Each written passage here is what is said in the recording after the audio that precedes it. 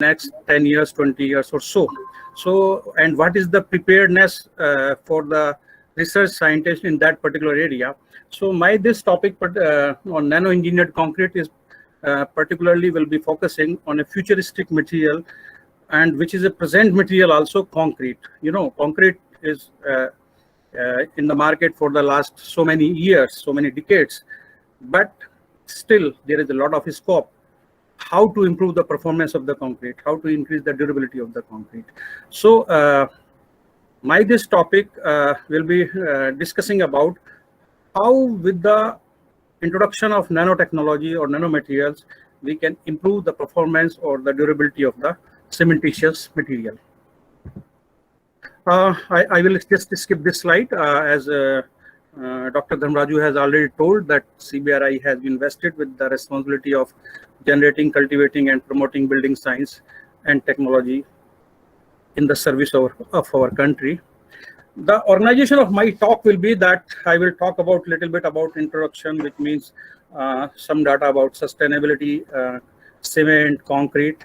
Then I will go about on silica nanoparticles, nanomaterials, how nanomaterials can be useful for cement or concrete. Then I will talk about the performance and durability if you add the silica nanoparticle with cement or concrete. Then how it addresses the issue of sustainability. That means nano-engineered concrete. Then other than concrete, where which are the promising area where these nanomaterials can be used. Although there are several nanomaterials that can be used for construction application, but my today's talk will be focusing on only on one nanoparticle, and that is silica.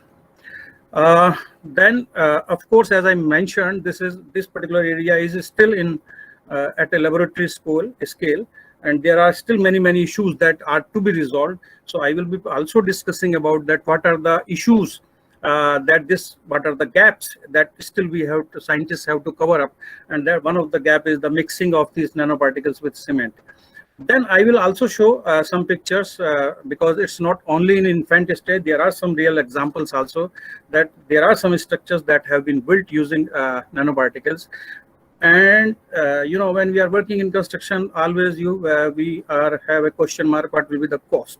So I will also try to present what is the cost of nanoparticles, and then what is the cost of nano-engineered concrete versus high performance concrete, and finally what we have done in the last 1 decade or so at CBRI, and where we are today. So my talk will be in this on these topics only. So as we start with as topic says, sustainability. So what does sustainability means? Actually, if you go with the definition of Wikipedia says the capacity of Earth's biosphere and human civilization to coexist.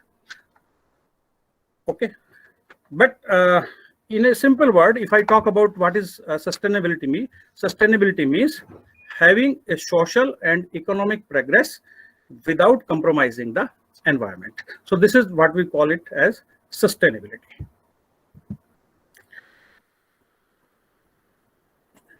Come to the topic of concrete.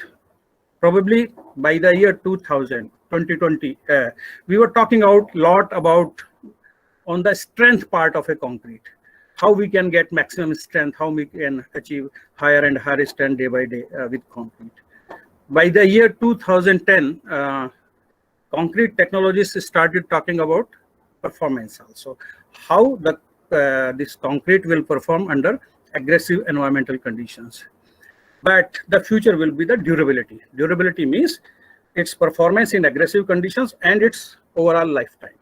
What does that mean? This means, you know, cement is a synthetic material, and most of the synthetic material have a life. Similarly, cement-based material, that is concrete, also has a life. Your all heritage structures which are still existing, standing for the last several hundred years or even 1,000 years, but cement-based material, concrete, doesn't stand so long. Why? The reason is that itself concrete has a life. It is a synthetic material. It itself starts disintegrating. So if you built a bridge, why it should have a life of 50 years? Why should not have a life of 150 or 200 years? So if you look into the life cycle cost, and if you can build a concrete that has a life of 200 years, then probably you are addressing the issue of sustainability also. How we can talk about in terms of progress in sustainability. If you talk about normal concrete, you have coarse aggregate, you have natural sand, you have fine aggregates, and of course you have Portland cement and water, that is called concrete. Then to make it little bit sustainability, fly ash is also added. And when you talk about high performance or high strength concrete, then some additives like silica fume, metakaolin, these kind of materials are also added. But when you are talking at nano-engineered concrete, then some introduction of some kind of nanomaterials like nanosilica or some other nanomaterials like nanoalumina, they are added to the concrete. And then we look how it improves the strength, performance, and the durability. Okay. So what we are doing at CBRI, and CBRI, as I mentioned, that scientists have to look down the line what is how they will introduce a material which will be used after 20 years or so. So at CBRI, we are working in two areas. One is nanoscience, and science means we are trying to understand the hydration products which are occurring at nano level in cement.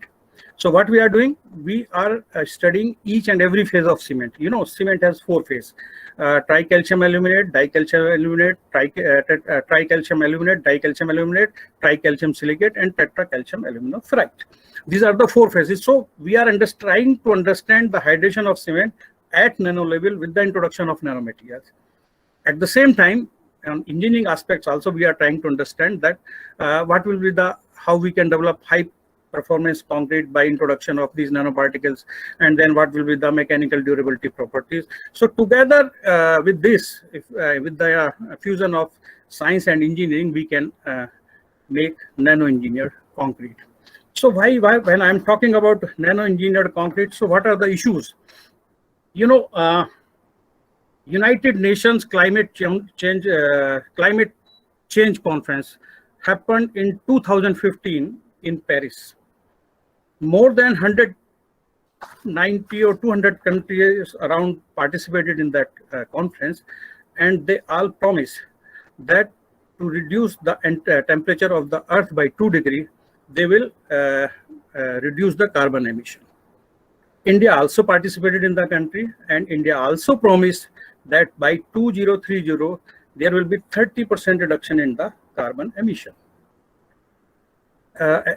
Actually, today morning only, I was listening to the news at Aaj Tak, and and one of the news was that European Union is meeting today to look into that how much we have progressed from 2015 to 2020, because they have promised to 40% reduction in carbon emission. So they are going to seriously review it. So why we are talking about why they are reviewing? Because one of the, and why I'm talking about nano-engineered concrete is because cement is one of the most widely used man-made material, and I think there is a mistake. This is not 78, 6 to 7% of total carbon dioxide emission, that is greenhouse emission, is only by cement manufacturing. And it is a very simple reaction. You have calcium carbonate, CaCO3, and in a cement kiln, you burn it at 1500 degrees centigrade, and you get CaO plus CO2. And then because you are heating up to 1500 degrees centigrade, you use a lot of energy also. So production of 1 ton of cement gives you around 0.9 ton of carbon dioxide emission. So already there is a promise by Cement and Concrete Association that they will reduce CO2 emission by 16%. And how it can be done? It can be done with the collective efforts by the scientists, technologies, as well as the cement industries. So the promise is that we have to lower down our carbon footprint. If I present with this picture, because we are the second largest producer of cement. By the last year, 2020, we have reached to a target of production level of 500 million ton per year. If you talk about other countries, including USA, Russia, or Turkey, country like those, they all are in the bracket of somewhere around 50 to 70 million ton only. I have not put the another bar at the very left, that is China, which is even more than 1000 million ton per year. So the most of the responsibility lies with the country like India and China to reduce the carbon emission. If we talk about the how cement is produced in our country, you will see that we are having a growth of around 10% for the last 4-5 decades. But next 2 decades, we are going to see a big change in our production. So already, as I mentioned, that in 2020, we have reached to a target of 500 million ton. And by 2030, we will be crossing 1000 million ton production of cement. So big amount of CO2 will be coming out to the environment. So cement industries are under tremendous pressure. And this is a scenario that I have taken this thing from United Nations Environmental Protection Report. And you will see that in 2015, the India share is only 8%. But by 2050, Indian share will be more than 22%. Whereas because China, most of the infrastructure and developmental work has taken place, so their production will go down, and there will be somewhere around 32%. So down the line for the next 3 decades, the responsibility lies mostly with country like India. And because 6 to 7% emission is by emission is by cement industry only, so this particular industry is on the radar of policymakers. So there are ways we can actually tackle this problem. That is, use some alternative fuels, biomass, waste material, or some kind of renewable energy. As I mentioned, there are 2 ways. One is a lot of carbon dioxide is coming out when you are burning limestone. Second is when you are heating up to 1500 degrees centigrade in a kiln, you are using a lot of energy. So rather than using coal, use biomass, waste material, or some renewable energy. Then, which most of the engineering fraternity is working, use of clinker by blending some kind of materials that could be fly ash, slag, or something like that. So those materials are already being used. Your change from CSIR.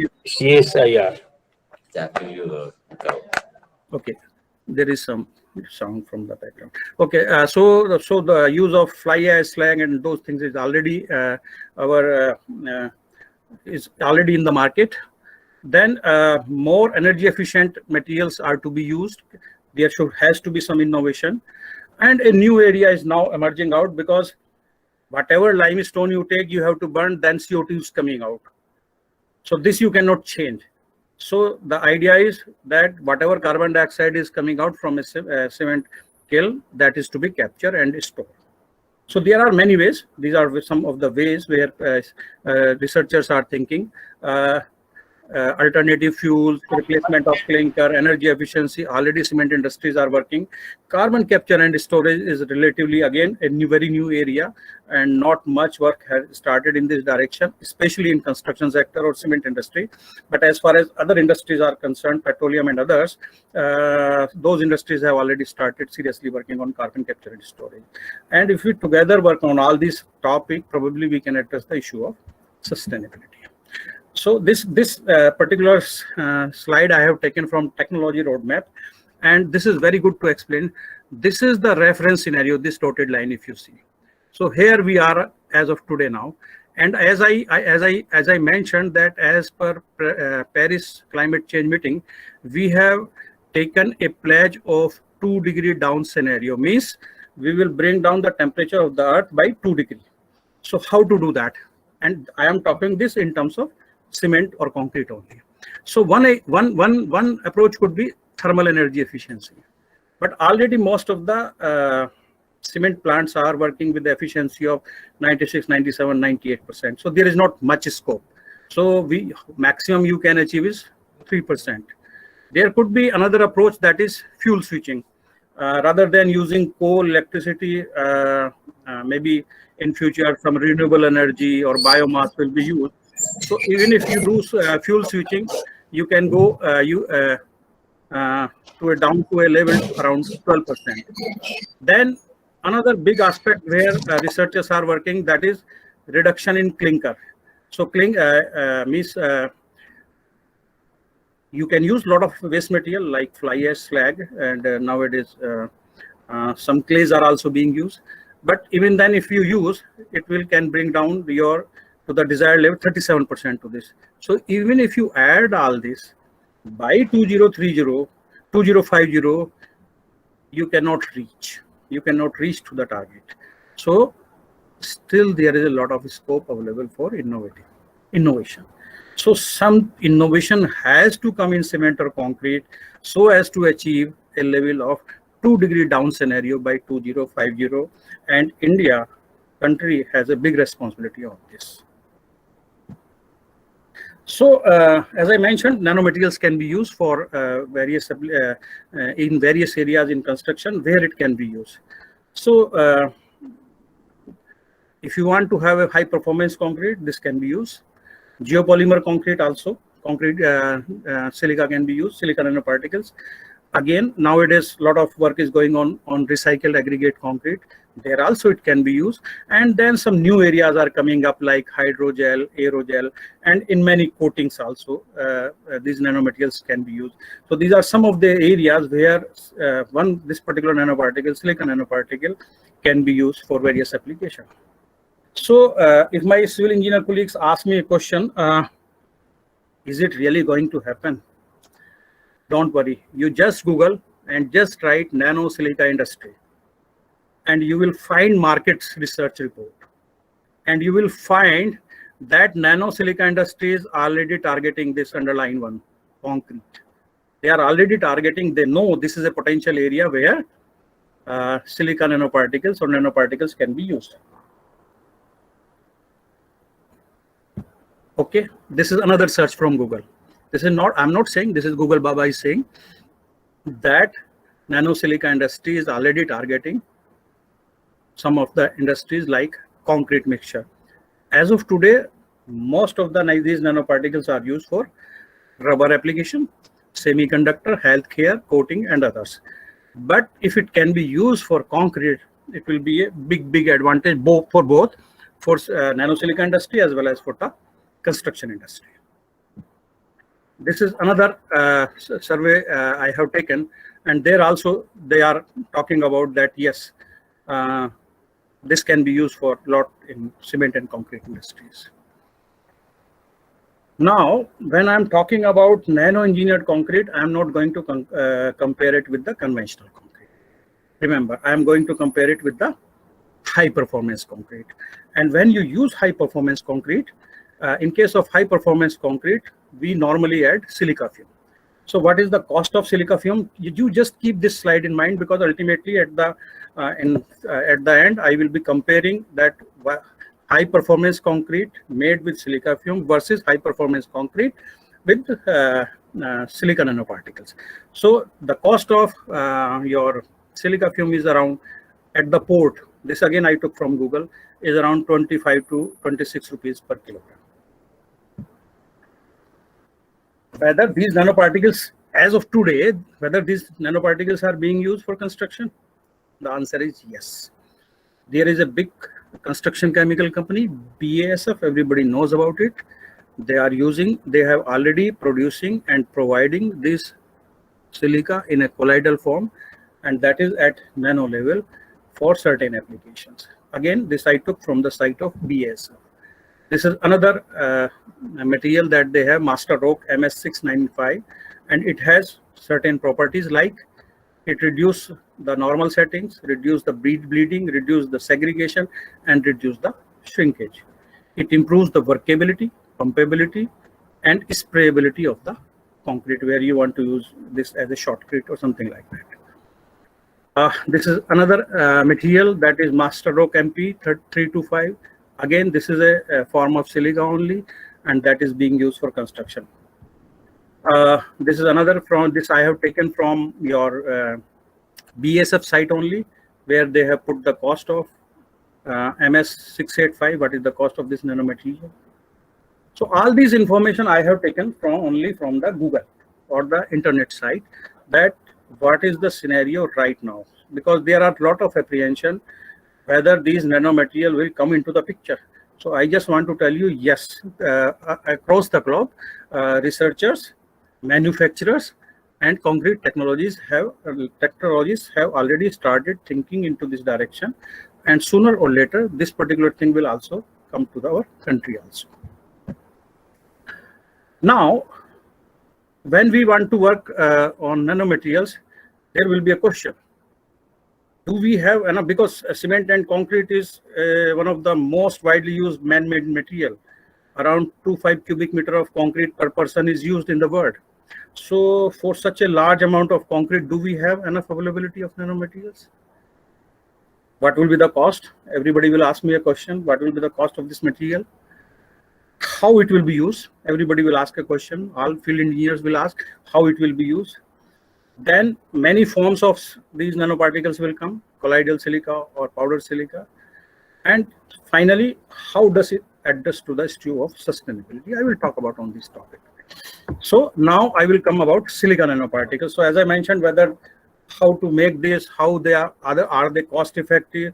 So at CBRI, we started working on this material around 1 decade ago. And believe me, when I first used this material, I had to purchase from the market, and the cost was around 10,000 rupees per kilogram. And nobody will accept this material if the cost is 10,000 rupees. So we thought the very first thing, where the very first research gap is, bring down the cost. So how we can do? So earlier, whatever standard methods are available, people use some materials like their organic materials of silica. So we changed from organic to inorganic. So this was our first generation of making nanoparticles.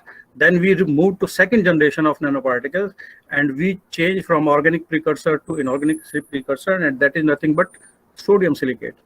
Very easily available, 10 to 15 rupees per kg only. Then you add some other materials, and if you can fix up the reaction conditions, you can get nanomaterials. But even by doing this, we could reduce from 10,000 to 1,000, and then up to several, let us say 300 to 400 rupees per kilogram. But even 300 to 400 rupees per kilogram, nobody will accept. At least concrete technologists will not accept. Then we came out with the third generation, and there we changed from this materials, you see surfactant, to we change another material. It was a very damn cheap material, and we could bring down a cost of somewhere around 50 to 60 rupees per kg. So down the line, 10 years, we could bring down the cost from 10,000 rupees to 50 to 60 rupees per kilogram. Now this particular material can be prepared at pilot plant level or even at industrial level. I will show you some slides that where we are, what we CBRI has done in this direction. So as I mentioned that earlier, the cost was very, very high. We use some organic based material, then we use sodium silicate, then we change to additive, and we are somewhere around 50 to 60. But I believe that if we make it at industrial level, the cost may further be reduced somewhere around 40 rupees per kilogram. So what were the, how could we do that? I knew that when we are going to industry, if you have many steps on your reaction, nobody is going to accept it. So whatever changes is to be done, you have to done either adding water, you just add pH, add some acid, or so you do some agitation, means stirring. So we did small things, and believe me, we have done more than 500 reaction protocols, and we could prepare these nanoparticles which have a size of around, you can see, 20 to 40 nanometers. These are amorphous in nature. They are well dispersed, and they have a powder. They are in powder. So this is one of the, I can say, you can compare what we prepared versus what is available in the market, silica fume. So in case of silica fume, the size goes somewhere around 100 to 200 nanometers and even more. And whereas we have size down to 20 to 40 nanometers. As density, it is a lighter material. We have a density of 1400, whereas silica fume has a density of 2200. This is both the material, silica fume and nanosilica are amorphous in nature. Surface area, because as you reduce the particle size, hydration increases. Surface area is 10 times higher as compared to silica fume. And both are, this is a gray powder and this is a white powder. Both are non-toxic, and the purity of our material is around 99%. And these are some of the, you can see, these are the particles that we could prepare in our lab. And this is a powder XRD, which shows that this material is amorphous in nature. If the material is crystalline, that is not reactive. Oh, then once our reaction protocol was ready, then we moved to a pilot plant level. So we designed a pilot plant with the help of our chemical engineers. And finally, we could have a small pilot plant at CBRI where we can prepare 1 kilogram in one go. So now the steps have been made very simple. Material can be prepared in one go. So, and what we do, we have a reaction vessel, right? And we have a filter press one.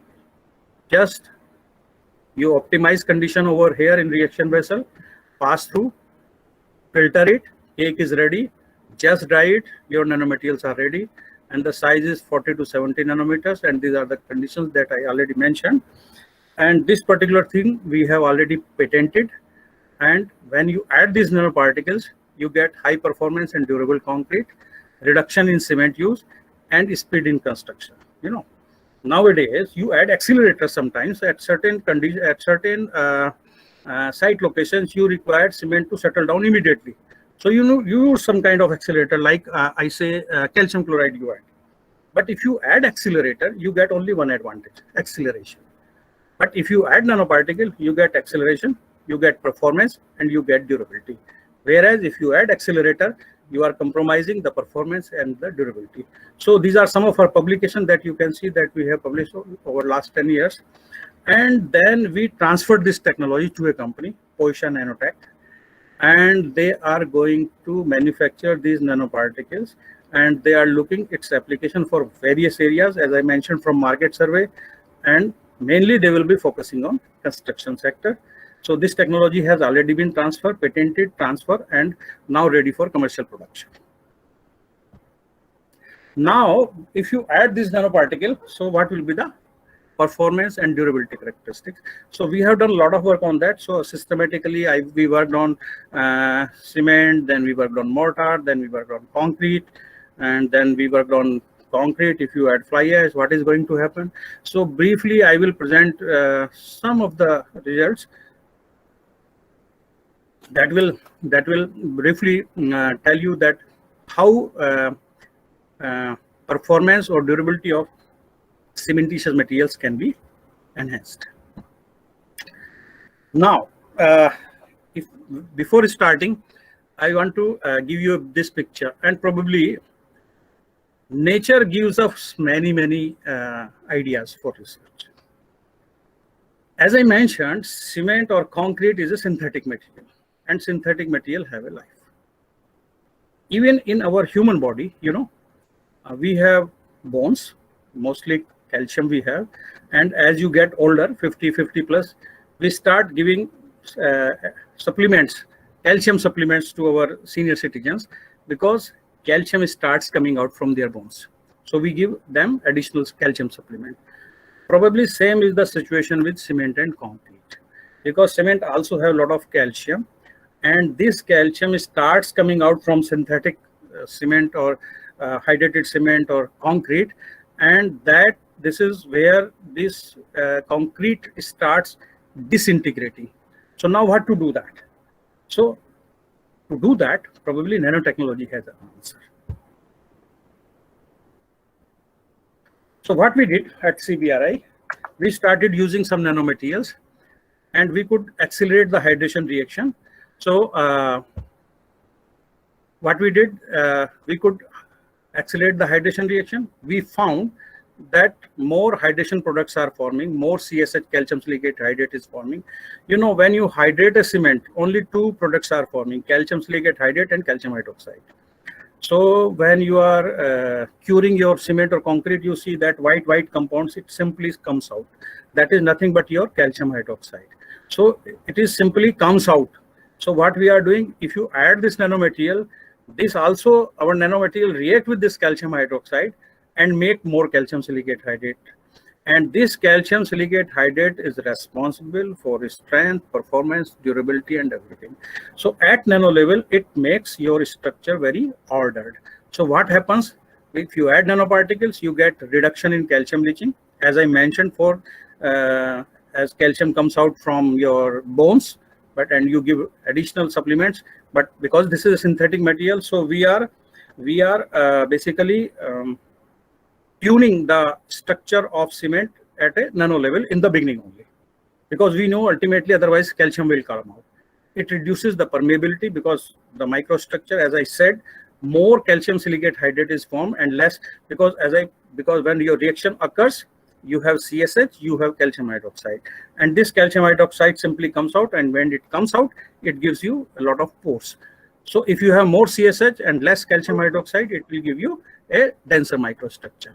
Overall durability is increased, and overall service life of your concrete is also increased. What happens? This is a simple reaction. As I mentioned, take it as cement. This is C3S, is nothing but cement. And if you add nanosilica, so simply one CSH is formed, that is, as I mentioned, normal height, and this is calcium hydroxide. So what happens when you add nanosilica? This nanosilica also react with calcium, and this give you additional CSH. And another important aspect that you get with nanomaterial, that one, you know, these cements are solid grains, and the reaction starts occurring around on the surface of the cement grains. But when you add nanoparticles, we have evidence that even these nanoparticles acts as a nucleation site. Reaction starts occurring around these nanoparticles also. So reaction becomes faster. So whatever strength you get in 28 days, you get strength in maybe 7 or 10 or 15 days. So I will show you some of the slides. So as I mentioned that this is a typical TGA graph. So normally if you take this is a study on paste. If you take a cement paste and 28 days, you will see it has around 20 to 22% of calcium hydroxide. And normally it simply comes out from your concrete, and this is only required to keep your concrete sufficiently passive. When you add silica fume, this is reduced to 16%. And when you add to nanoparticles, it is reduced to 8%. So why it is reducing and where it is going? Because it is reduced and more calcium silicate hydrate is forming. That means you are getting better, denser concrete. Now, what will happen if we add more? We need to keep our concrete sufficiently passive so that corrosion to the reinforcement bar doesn't occur. So even if 8 to 10% calcium hydroxide is there, that will keep your concrete sufficiently passive and having a pH of more than 12. As I was talking about that you had a denser microstructure, so this graph shows this is a plain concrete, okay, and what you see, all this is a calcium silicate hydrate. This is a gel kind of a structure you can see, and you can see these are the crystals. This is nothing but your calcium hydroxide, or what we call it as also portlandite. But when you add nanoparticles, you will see these crystals are gone, and this right hand micro figure shows that this is a much denser microstructure. So this clearly shows that when you add nanoparticles, you get a denser microstructure. And similar thing we also reconfirmed from powder X-ray difflection system, which shows that as you add more silica fume, and this is nanosilica, that your calcium hydroxide is being used for making reaction into calcium silicate hydrate. Now, when you are talking about nano level, even calcium silicate hydrate is of many types. I will not go much into that detail, but something I will tell, that even your calcium silicate hydrate is of many types, like loosely packed calcium silicate hydrate. This is yellow one. Then we have low density calcium silicate hydrate. We have high density calcium silicate hydrate. We have calcium hydroxide. And of course, the reaction is never complete. So we have only partially hydrated clinker and some unhydrated clinker. So we have done studies on cement paste, and this we did in United Kingdom at University of West Scotland, and we could find that if you add nanoparticle, this pink one, more high density CSH is formed. As I mentioned earlier, more CSH is formed, but this is not only higher in quantity, but even in higher density, more amount of high density CSH is formed, which is basically required for our high performance and durability. Then some simple studies we did. We worked on mortar and okay, just a minute. And you can see we took OPC 43 grade and then we added 3% nanoparticles. And you will see whatever strength I am getting in 48 days, I am getting the same strength in 7 days. So you get early stage strength if you add these nanoparticles. And if we talk about overall strength, here is a 23% increment in overall strength at 28 days. At strength goes from 44 to 55. We also did then work on concrete. We took M20, M30, M40, M60 concrete, and we checked out how much strength increment we are getting each time. And you will see here, in case of as I mentioned about early stage strength is very important. You will see that in all cases, whatever strength we are getting in 28 days, here we are getting in 8 days, here we are getting in 3 days, here we are getting in 10 days, and here we are getting in 14 days. So if you add nanoparticles, you get early stage strength. So your shuttering work and your construction becomes faster. This is initial and final setting time. So if you add nanoparticles, you can see that as per IS 4031, initial and final setting times are within the range. Okay. Some more studies. Then we worked on, because nowadays a lot of fly ash is being used. So we worked, and you will see that 20 days strength in case of fly ash system also we are achieving in 7 days, right? Sorry. So this is a 40% fly ash mix. Then we added 3% nanosilica, and whatever we are getting in 28 days, here we are getting in 7 days. Then this is a 50% mix, and this is a 60% mix, and we are getting acceleration in hydration.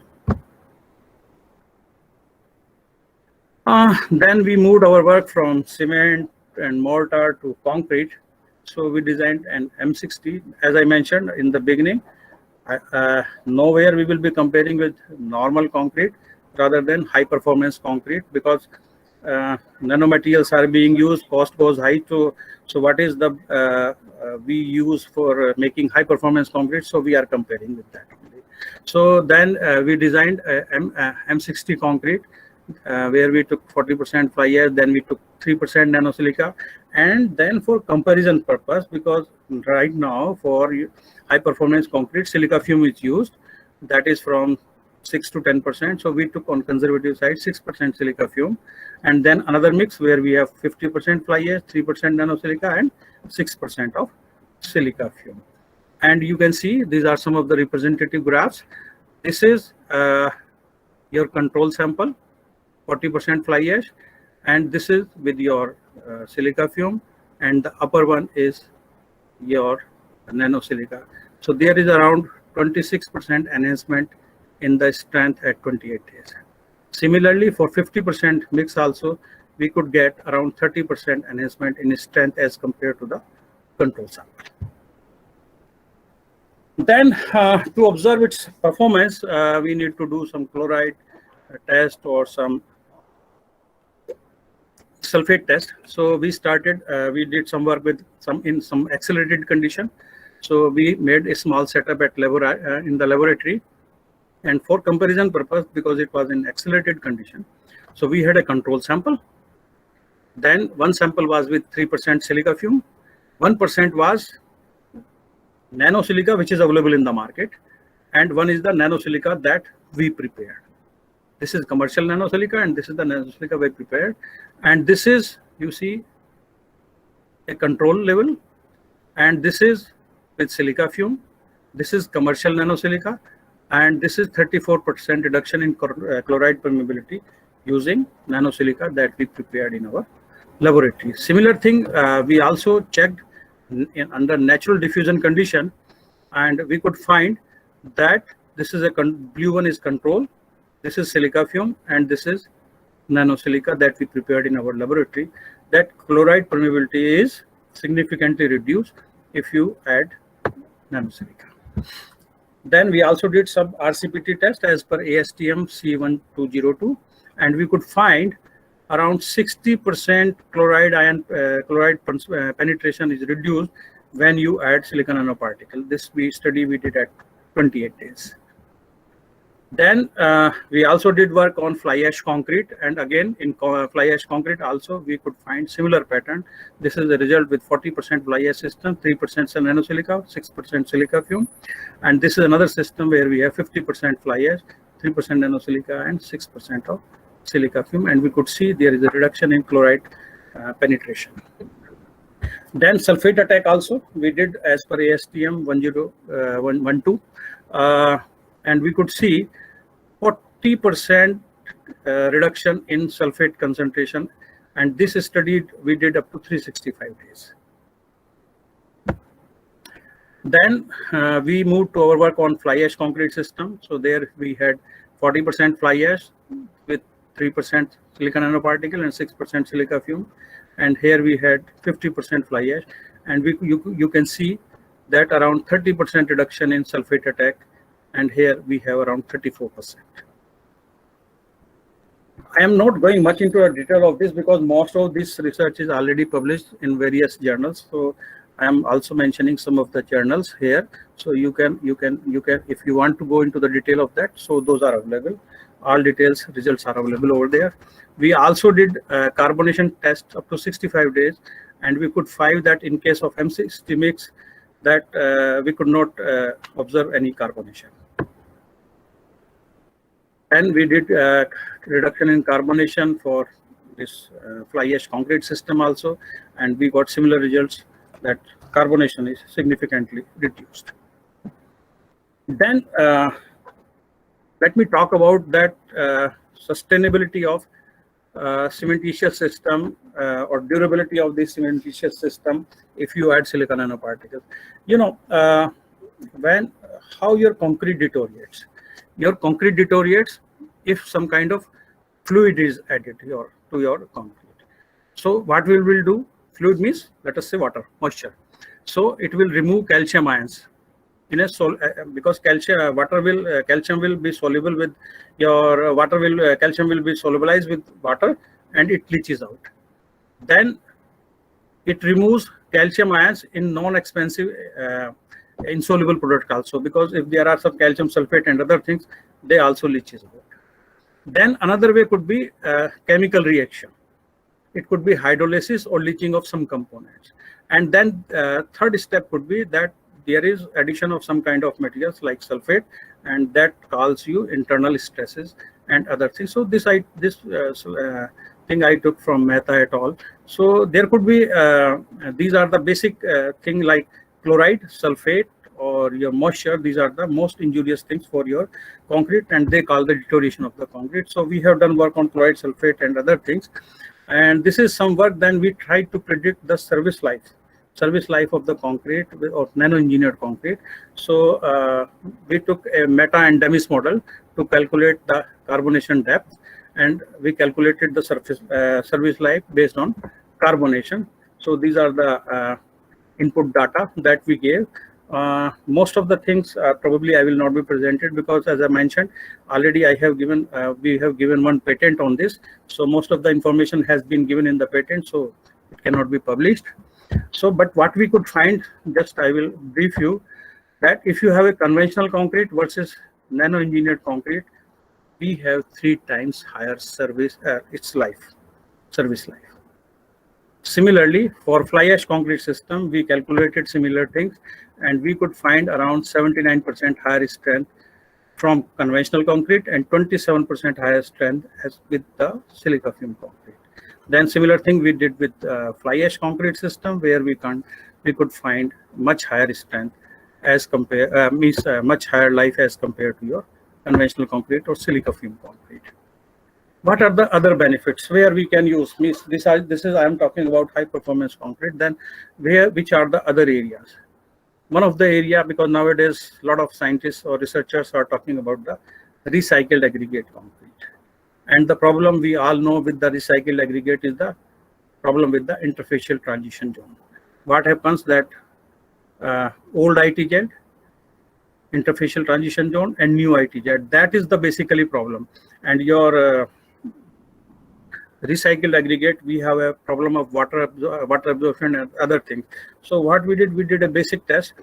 We took recycled aggregate, soaked in a silica slurry that contains our nanomaterial for 14 days, and we could find a reduction in water absorption by 6% and reduction in volume of voids around 29%. So what it does, it will basically, it improves improves your permeability, reduces the permeability or water absorption. And what happens to the interfacial transition zone, or what happens to the microstructure of the concrete, we could do with our scanning electron microscopy. Here you can see that width of your ITZ, interfacial transition zone, is around 580 to 600 nanometers. But when you add these silicon nanoparticles, you can see this is substantially reduced. Around now it is only 170 nanometers, and even at a later age it is further reduced. So when you are using recycled aggregate concrete, it is better if you add silicon nanoparticles. If you soak your recycled aggregate in silicon nanoparticles slurry for some time, it improves the microstructure of the concrete. And of course, what work I showed just now for recycled aggregate concrete, that we have done in CBRI, but then there are some other work that researchers have done across the globe, like for geopolymer concrete. So if you add silicon nanoparticles, it is reported that you get higher compressive strength, higher tensile strength, and better flexural strength at ambient temperature, reduced porosity, dense microstructure. So these are some of the papers that I have, this report I have taken from that it enhances the geopolymerization process also. So because again, geopolymerization is a future material, so silicon nanoparticle also have a scope of their use in, again, a very important area, oil well cement. There are reports that this increases, because there you need early stage strength. The early stage strength is enhanced if you add silicon nanoparticles. So this is another area of application where your nanomaterials or silicon nanoparticles can be used. These are some of the reports in literature. How actually it works? Basically, if you add silicon nanoparticles, apart from improvement in microstructure, calcium silicate hydrate, basic chemistry, what I was talking, it also improves the porosity. See, cement have two type of pores. One is capillary pores, another type is gel pores. So what you want more gel pores and less capillary pores, because your water ingresses only through the capillary pores. So what we have done is studies, and you can see from this representative slide that your capillary pores are reduced when you add silicon nanoparticles, and your gel pores are increased. So gel porosity, gel porosity means water in your calcium silicate hydrate gel. So gel porosity directly means that you have more amount of calcium silicate hydrate. So it improves your the porosity of the concrete also. Then these are some of the futuristic areas. Probably we are not working on this right now, but again, these are some of the areas where researchers are thinking that it can be used for hydrogel. It can be used for coatings, that because silica has a very good abrasion resistance. So it can be used, and it is very good for tensile strength and modulus and weatherability. So it is very good material for coating. Also, hydrogel is another area where it can be used. Now I will talk about, there are now, if I say only 2% or 2.5% of this material is to be added to cement or concrete, then how to add? How to add? That will be issue, because if you are having 1 cubic meter of concrete and then you have to add 1 kilogram, so because silicon nanoparticles are very small in size, so sometimes they get agglomerated. So what we did, we started working in our laboratory in a normal way. We as a concrete mixer also we worked, and also small mixers, hand mixing, everything we tried.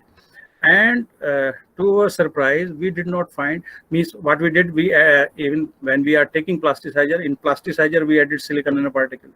So every way we tried and we did not find the problem, as there was apprehension that they might get agglomerated. So we could not find any problem. Also what we did, we took 1 kilogram of cement, we added silica nanoparticle, mixed it, and then we added to the rest of the concrete mix. So all these things work. But again, if there are apprehension, there could be many things. Maybe like as 5% gypsum is added when we are manufacturing cement. You know, once cement is manufactured, you have a clinker, then you grind, and while you are grinding, you add 5% gypsum. So maybe at that stage only 2% silica nanoparticles can be added, and maybe a day will come when cement will come, and something like they name nano cement, something like that. So mixing at site, whether you use a mixer or mixing at industrial site, it is very much possible. I don't think there should be a big issue. Of course, there are two thoughts of school. That one is whether to use in colloidal form or to use it in powder form. And our research, we are more confident that if we use it in powder form, it gives better results. Then I will give you some real life example. It's not that it has not been used. These are some of the examples. This is one bridge in Germany. I cannot read the name. This was built with silica nanoparticles. There is another bridge in Austria that was built inaugurated in 2010. In both the cases, silica nanoparticles or nanomaterials have been used. Now, idea is, you see some of the structures. I am showing 3 structures. One is this statue of Sardar Vallabhbhai Patel, or this Petronas Tower, or this Singma Bridge in Hong Kong. All these materials have used high performance concrete. And when they are using high performance concrete, they are using silica fume. Means at least in all these 3 structures, they have reported they have used silica fume. So the idea is, if we can make this silica nanoparticle indigenously, and we can replace it with silica fume, because that is an imported material. So probably it can be an effort in the Make in India initiative. So what is the cost? As I mentioned, I will be comparing it with the silica fume. So if we have nanosilica, if we have silica fume, so what will be the cost? So I tried some cost estimation. First of all, what will be the cost of silica nanoparticles? So I mentioned it is around 50-60 rupees kg only. And the reason is, earlier silica nanoparticles that were available down the line 10 years back in market, their start material was very expensive. But now we are using only sodium silicate. We use some mineral acid, and we use some another material that I called additive. And the cost of this start material is only 40-16 rupees kg, like that only. So if we produce these nanomaterials, we get 1 kilogram of nanoparticles at a cost of only 40 to 50 rupees. Now, even if you want to use this material as an accelerator, where we use like calcium nitrate, silica fume, calcium formate, and other materials, calcium chloride, it is comparable to that. And as I mentioned earlier, that if you add accelerator, you get early stage strength, but you compromise the performance and the durability. If you add this material, this gives you 3 advantages: early stage strength, performance, as well as the durability. None of these material, except silica nanoparticle, talk about the durability or enhanced service life of the material. Only nanomaterials say that yes, you can enhance the service life of the material. Now, this is just I took from India Mart. As I mentioned, my material is that we prepared, we at CBRI, is only 40-50 rupees for and that we have basically designed for construction application. It's not that it can be used for anything. If you go India Mart, you will find many type of silicon nanoparticles which have a price range of let us say 250 to a few thousand rupees kg. But for different application, you have to tune it differently. Means if you are using for cosmetic, probably you need different properties. If you are using for pharmaceutical application, you need different. If you are using for our industries, you have to have a different you need to tune these nanoparticles.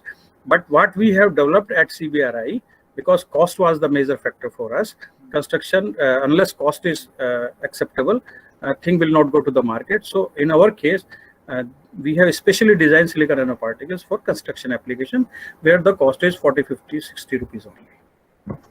So these are some of the cost of this material, as I discussed. I took from, again, Google Baba. Now economics. So this is an old report, and I did not change the cost of cement. It is only 300. Now I know it is more than 450. So this is I took from your One India Cement Review, and where they calculated the cost on basis of these prices: cement, fine aggregate, coarse aggregate, super plasticizer, right, silica fume, etc. So based on this, if I compare the cost of a silica fume versus nanosilica, you will find in case of silica fume, it is around 6,466 per cubic meter, and same is the cost for silicon nanoparticle. And the simple reason is, minimum you have to add 6% of silica fume, and even people, researchers have added up to 10%. But in our case of silicon nanoparticle, only 2.5 to 3% is the optimum dose. More than that, it is even injurious to your concrete. So that makes our material cheaper as compared to silica fume. But here the cost is same, but you get added advantage, enhancement in strength, and reduction in chloride penetration and sulfate attack. Similar thing, we estimated cost. We took another example, which we took from Washington State Transportation Center, and again we calculated, and we found that material is, if you add silicon nanoparticle, this could be even a competitive or a cheaper material as compared to silica fume. Because in earlier case I showed they took around 6%. Here they have taken around 8%. So our case is cheaper. This is another example that I have taken from ACI Material Journal report, and again you will see here that our cost of silica nano-engineered concrete is cheaper as compared to silica fume. So with this, I conclude my talk, and as you will see that as far as science is concerned, you have a conventional concrete which has your capillary pores and voids, where this your moisture, your chloride, your sulfate ingresses, and you have a synthetic material like CSH gel, which over a period of time starts disintegrating. And the reason is calcium silica ratio in case of conventional concrete is very high, and that's why this calcium starts coming out after certain years or so from your CSH gel also. Because in case of conventional concrete, we call it as a low density CSH gel, which has random arrangements of molecules. But when you have a nano engineered concrete, you have a high density gel and you have lesser amount of crystals. And you will, interestingly, you will see here in case of normal concrete, you have C/S ratio of calcium silica ratio of 1.7 to 1.8. But here you have a calcium silica ratio of 1.5 or even up to 1.1. So if you have lesser calcium silica ratio, that means that your calcium will not leach out. It is more binded in your calcium silicate hydrate structure. So we call it as high density CSH and more ordered structure. So if your structure is perfectly ordered, probably it is not susceptible to disintegrate early, and that is probably the reason that you get a better service life. So we have tried to tune the structure of your structure of our concrete at a nano level, so that we get a higher service life, and of course with performance and early stage strength. So overall, if you use silicon nanoparticles, first of all, you will agree with me. Number one, these are no more expensive for construction application. Secondly, you get speed in construction because you get high early stage strength, so construction period is reduced, and you get high performance and durability because there is reduced calcium leaching, sulfate, carbonation, and chloride integration is also reduced. So if you get a life of, let us say, 50 to 70 years to 200 years, so you are enhancing the service life, so you are addressing the issue of sustainability. So therefore, nano-engineered concrete is good to have a sustainable solution. Of course, this is whatever I presented. I have not done much work. These are some of the students who have worked day and night. So it is my duty to thank everyone. One of my colleague scientists, Srinivas Rao Naik B, he is a chemical engineer who designed the pilot plant for this silicon nanoparticle. My student, PhD student, Saurabh Elawat, he is now working with Ultratech Cement. Usha, she worked in Hong Kong and she is now working with me. Geetika, she worked with Ultratech Cement then and now she is working in US. Dilshad is still pursuing PhD with me. Another student, Indrajit, he is now working in Kolkata. Of course, this work has a lot of collaboration. Professor S.P. Shah from Northwestern University, he has already been very mentoring me for this work. Apart from that, we had a collaboration with Professor Dr. Weng Zhongju at University of West Scotland and my friend at Peng Kun Hu at University of Jinan, China.